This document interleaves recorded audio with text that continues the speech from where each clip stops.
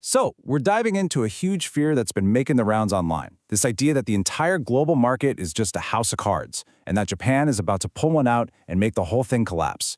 But is that viral theory actually true, or is it just a massive distraction from what's really going on? Let's get into it. You've probably seen the headlines, right? The big worry is that one single move from the Bank of Japan could unravel this thing called the yen carry trade and trigger a complete global market meltdown. So the theory is pretty simple. For decades, big-time investors have been borrowing Japanese yen at crazy low interest rates to go buy other stuff that pays more. So if Japan finally raises its rates, the theory goes, everyone's going to scramble to pay back those yen loans. And to do that, they'll have to sell their stocks, their bonds, everything. A massive domino effect. Sounds pretty plausible, doesn't it? But what if the people managing the most money on the planet aren't even worried about it? We actually talked to a director at BlackRock UK, and their take was, well, completely different. They told us flat out that this scenario isn't even on their radar as a potential risk. It's just not being discussed. And you know, when BlackRock talks, people tend to listen. We're talking about a firm that manages $13 trillion. So if a risk this big isn't even a blip on their screen, you have to ask yourself, what do they see that maybe the rest of us are missing? To figure that out, we've got to get a really solid handle on what this trade actually is. So let's do what you always do in these situations. Let's follow the money. At its core, the yen carry trade is actually beautifully simple. Think of it like financial arbitrage. You borrow money where it's dirt cheap, and for years, that's been Japan with its near-zero interest rates. And then you go invest it somewhere you can get a much better return, like in the US. So picture this. Step 1. A huge hedge fund borrows a giant pile of yen. Step 2. They immediately sell all that yen and buy US dollars. Step 3. They take those dollars and buy things like US Treasury bonds, or maybe stocks in the S&P 500. The profit they make is the carry. It's the difference between the high return they're getting in the US and the tiny interest they have to pay back on their loan in Japan. Simple. So how do we actually know who's doing this? Well, we can look at the data. There's an agency in the US called the Commodity Futures Trading Commission, the CFTC, and they track all the bets being made by big speculative traders, the hedge funds. Since the carry trade involves selling yen, it shows up in their data as a massive short position. It's basically a bet that the yen is going to get weaker. This data is like our secret window into what the fast money is really up to. And what's cool is that this data gives us a really clear history of the trade.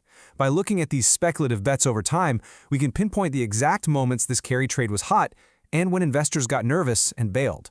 Let's take a quick look back. Okay, look at this timeline. Back in 2013, Japan kicked off this policy called Abenomics, which made the yen super cheap, and you can see speculators just piled in, shorting the yen. The carry trade was on fire. Then in 2020, COVID hits. The US Fed slashes rates to zero, and poof, the profit margin disappears, the trade dies. In fact, speculators started betting the yen would go up. Then, from 2021, as US rates started climbing again, the trade came roaring back, until very, very recently. And hey, if you're enjoying this breakdown, please take a second to like, share, and subscribe so you don't miss out on any of our future updates. It really helps us out. All right, so what's happening right now? This is where that whole popular crash narrative just completely falls apart, because the data is showing us something, well, something no one expected. And this slide really shows the huge disconnect. The crash theory only works, it only makes sense if speculators are massively short the yen, right? But the data, the reality is the exact opposite.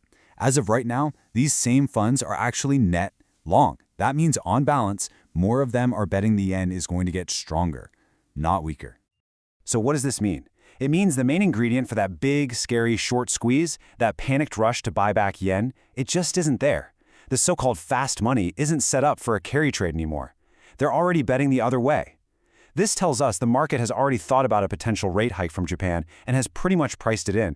So if the yen carry trade isn't the ticking time bomb everyone thinks it is, then what are the big players like BlackRock actually worried about? Well, the answer points to a much slower, much bigger, and kind of scarier risk that's out there on the horizon. When we asked about the real long-term risks, the BlackRock director was crystal clear.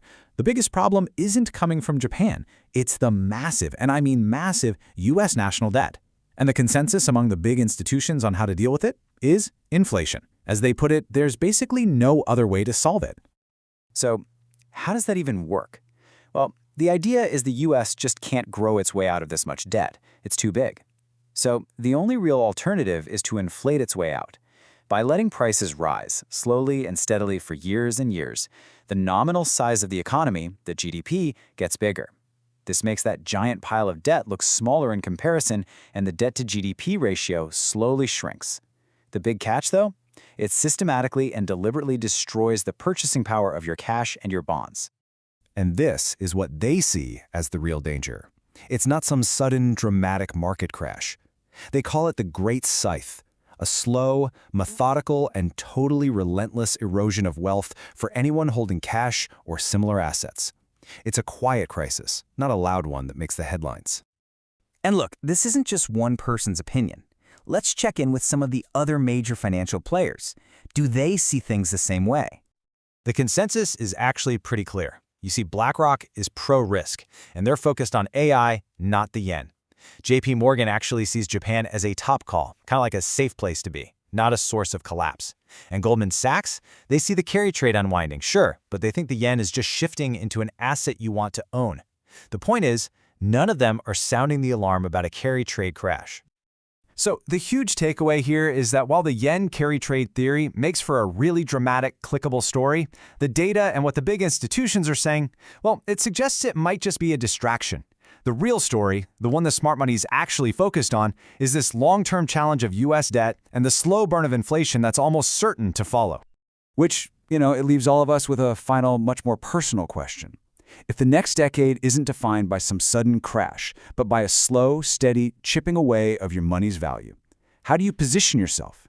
In a future of managed inflation, what's the best way for you to protect your own purchasing power? Now that is the real puzzle we all need to solve.